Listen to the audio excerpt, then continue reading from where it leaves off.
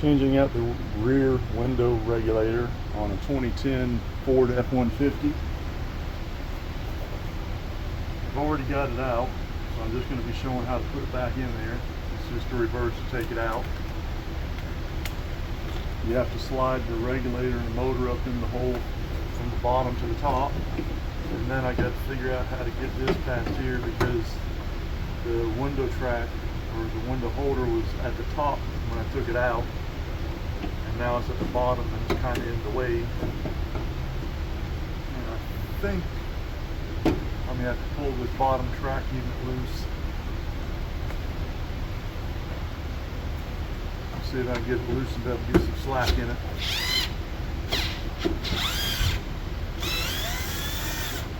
Alright. Now to move that back this way. And should be able to slide her in just like that. Being careful to get this cable across there without tearing anything up.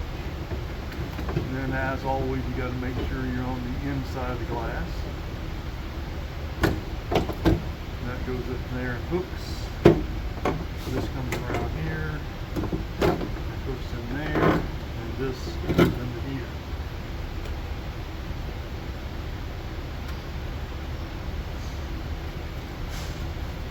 And I gotta reach in there and make sure I'm on the right side of the glass, and I am, so that's good.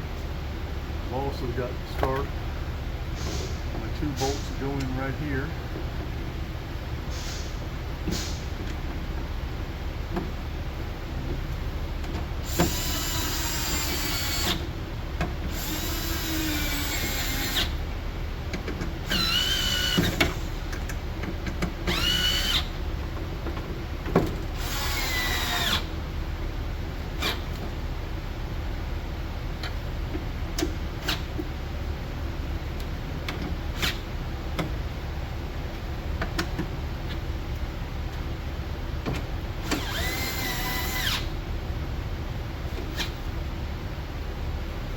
That's that. Now I'm going to bring this piece of track back into place.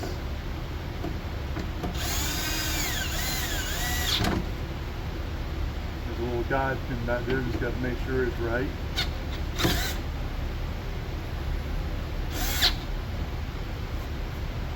And that looks good there. Now I got to find a little motor connector and plug it back up. I reckon they changed that thing on me and didn't tell me. Yeah. Loosen this up.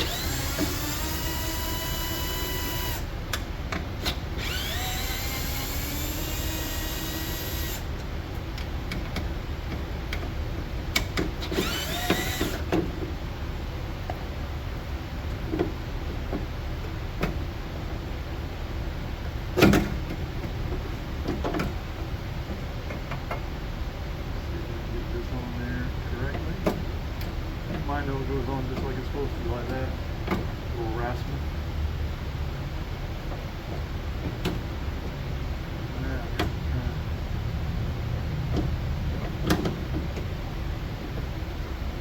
That up in there.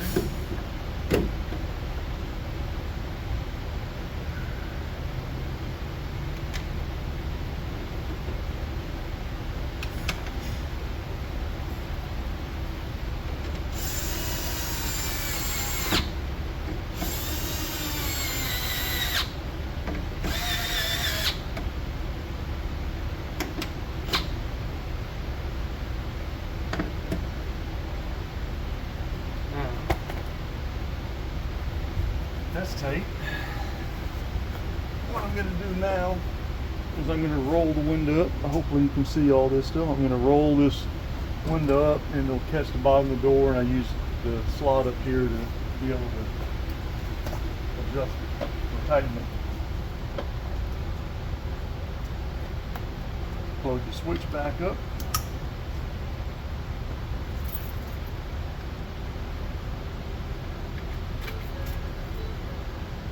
Turn the ignition back on. Made sure the window locks was open. We're set to the on position, but you can hopefully see the regulator arm moving up in there. And I just raised the window up. Get in here and tighten this.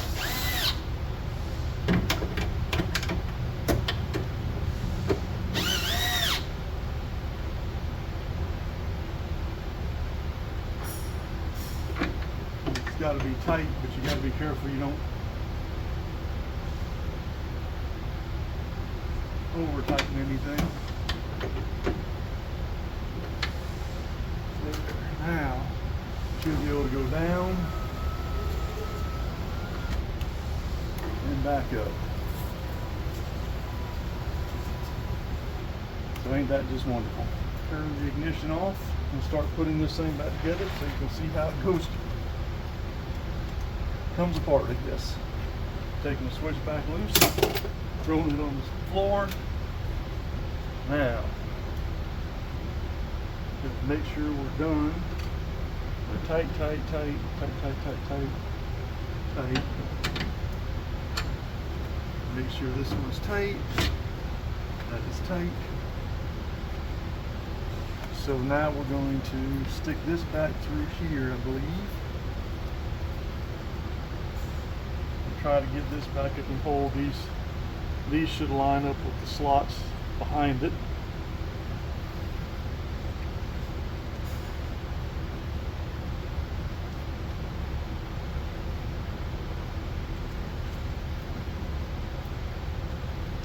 And generally speaking, those slots line up with hooks on the back of the door panel. So you got to make sure the plastic vapor barrier doesn't cover them up.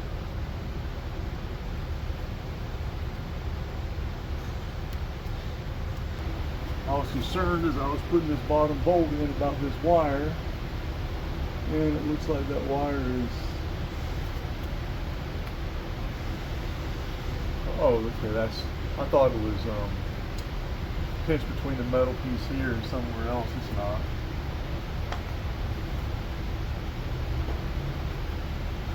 I'm going to loosen this just to be sure.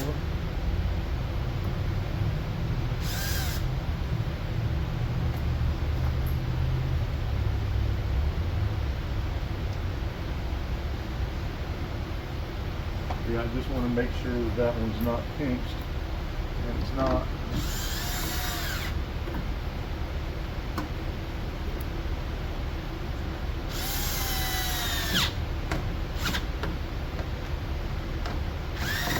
You know, I said that was a 6mm, and that's what they used to take them all out, but it looks like it's probably a 5.5.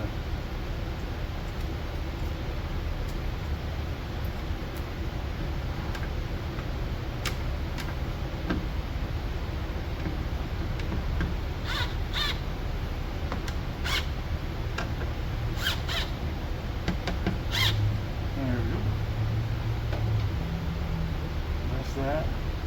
All these slots, tabs, things are lined right up. And I'm going to go get a little bit of tape to hold this in place up here.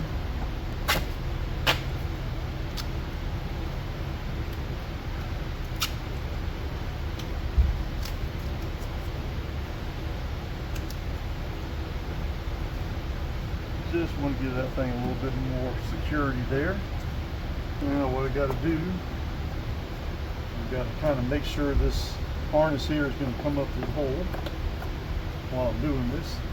Got to move this door handle out the way and get this thing wiggled in between this seat belt stuff. Now I'm going to see about getting this slid in here too.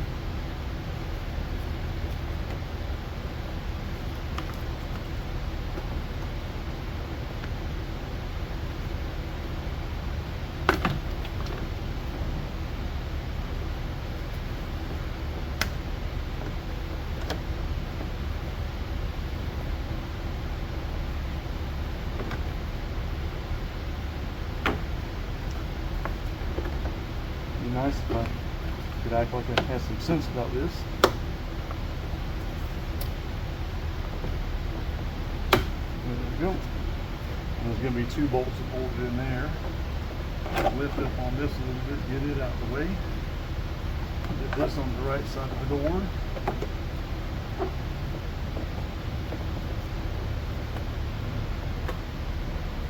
Get that harness brought up to there.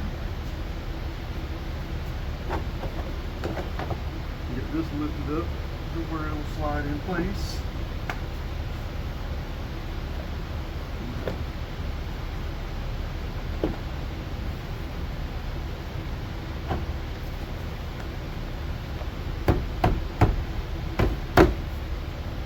Now, you got to see if everything looks like it slid. Looking pretty good. Now we got to see about putting these interior screws in. And now we're back to a 6mm. I guess so. One up here.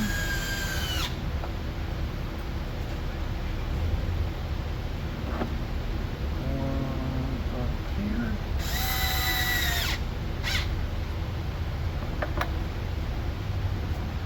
Two in the end.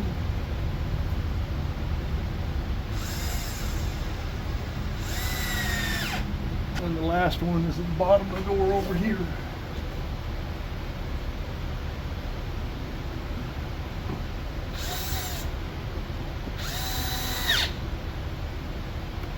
So that's in there. So the panel's on. It's time to switch back to 10mm. I believe we got to go with these screws that have the big washer heads on. Go up in this panel right here.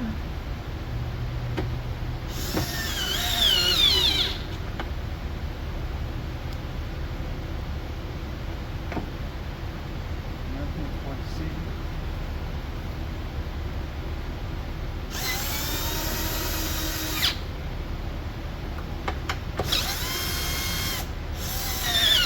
There's that. There's that. Got a little trim piece that goes in here.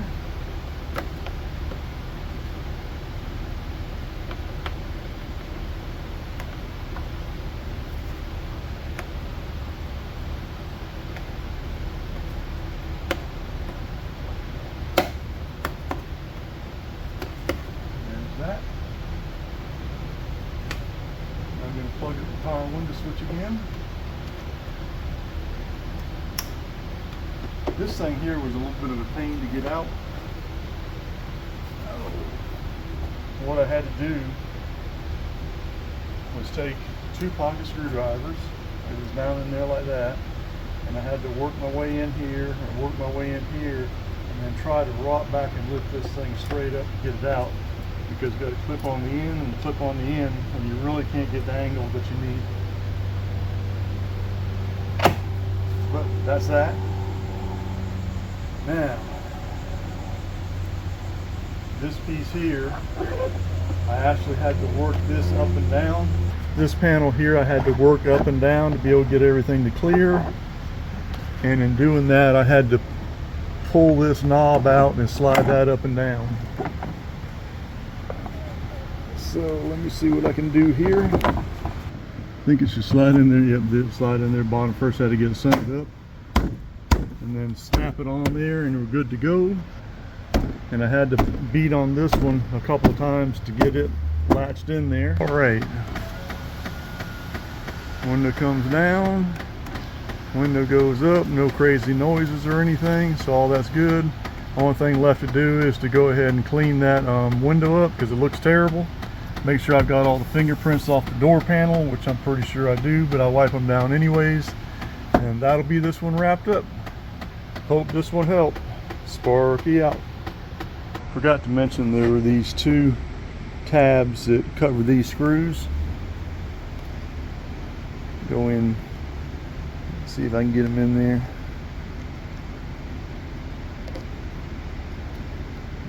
Maybe it goes this way.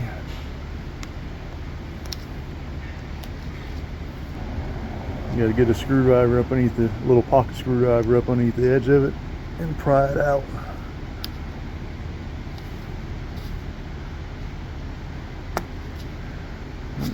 There, they're back in there, good to go.